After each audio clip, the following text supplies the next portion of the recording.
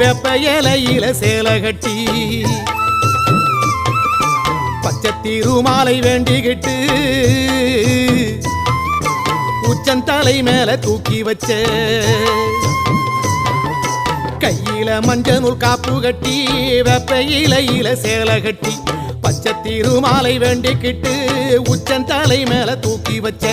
கரகம் வருது உறையூரை தேடி அதுக்கேத்த பலனை கொடுத்து விட்டா புண்ணியம் கோடி